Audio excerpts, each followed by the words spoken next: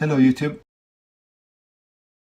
Today I'm going to talk about the dark side of universal basic income. Presidential candidate Andrew Yang has so far run a surprisingly successful campaign for being an outsider in the Democratic primary race. He is building his campaign around the idea of universal basic income, which he calls the Freedom Dividend, as it polls better amongst voters.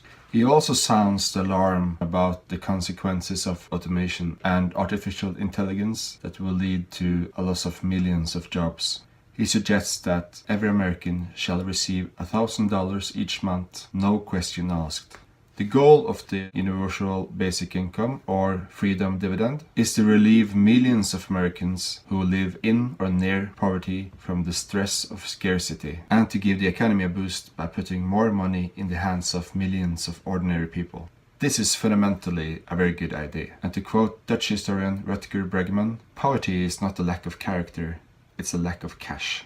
Poverty leads to more poverty, as economic stress often leads people to do short-sighted choices. Poverty also leads to all sorts of crimes and social problems and places large burdens upon the society. Instead of implementing a host of different government programs to reduce the consequences of poverty and social issues, it would probably be much more efficient and immensely less bureaucratic to just put more cash in the hands of the poor. Okay. So far, so good. Universal basic income is supported by progressives all around the world, and it's not a new idea. Martin Luther King advocated the idea before he was killed back in 1968.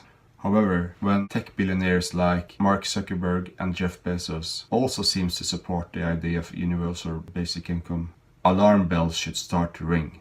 Why should the same people that represent the elite class of Silicon Valley entrepreneurs that are responsible for the largest layoffs in modern history suddenly start to care about ordinary people? Amazon alone is responsible for the closing of thousands of brick-and-mortar stores all over America, and many of the store chains that were the cornerstones of malls all across America is going bust. While average Americans all over the country are losing their jobs to automation and artificial intelligence, the big tech companies are raking in a lot of profit. The Silicon Valley elites are seeing the writing on the wall and are fearing civil unrest, as more and more Americans are falling into unemployment and poverty. For them, giving all Americans universal basic income solves two problems. It would keep the masses somewhat content and complacent, even after the last McDonald's drive-thru service person gets replaced by a robot, and AI makes the last human call center service person redundant.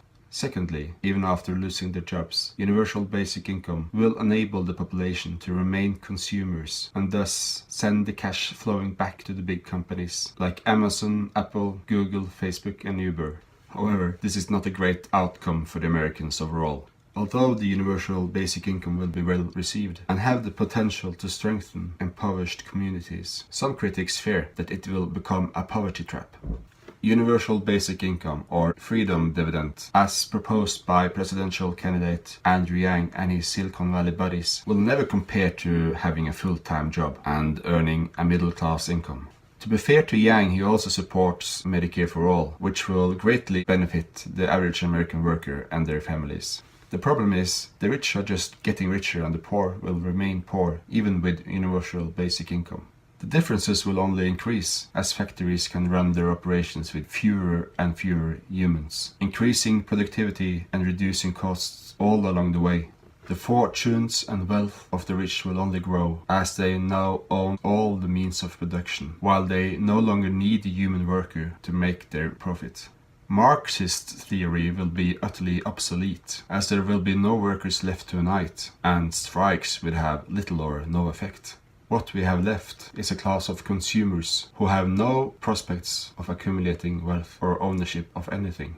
Everything is being turned into a service instead of a good that you own, as monthly recurring revenue becomes the gold standard of all business models. The CD and DVD collections you once had is now in the cloud and are lost to you forever if you fail to pay the monthly subscription fee. In the future, you will not own your autonomous vehicle, it will be on demand. Housing is next, and soon the only property you own will be the clothes on your body, until someone figures out how to make a business out of providing your clothes on a subscription model as well. The silver lining is that these services will be affordable, and there's a lot of sense in sharing a car with other people, rather than the current situation where cars are parked 90% of the time and binds up a large share of a household's capital. But, and there's a big but, when the big companies, through lobbying and campaign donations, owns the government and Congress, there's a fear that universal basic income can be weaponized as a tool to control the masses. If the Freedom Dividend, or a later expanded version, will pay for your music, your entertainment, your transportation services, your housing, and your food, you never want to lose it. This is the dark side of UBA, the dystopian version, a future where giant corporations control and own the government, which distributes the basic income and thus control the consumer class by the threat of taking it all away. There's a simple way to fix it though. The United States should follow Norway's example and establish a federal sovereign wealth fund owned by the people with real democratic oversight. By increasing the taxations on the rich and the big corporations, the government can start buying shares and gradually gain controlling stakes in the big tech companies, making them work for the people, not just the shareholders. Then you can start to distribute a real dividend of the wealth fund, like 4% of the total value annually, equally to every citizen of the nation. The more drastic route is to nationalize the huge tech companies without compensation. There's an argument that could be made that some of these companies are getting too big and powerful to remain in private control, effectively shrinking the realm and scope of democracy. So what do you think? Is universal basic income a good idea? Isn't it a bit suspicious that all the heads of the big tech companies are all for it? What alternatives do we have when millions of jobs will be lost due to automation and artificial intelligence? Please let me know what you think in the comment sections below. If you liked the video, give me a thumbs up. I'll be posting more videos like this, so if you want to support the channel, please subscribe. Ha det bra!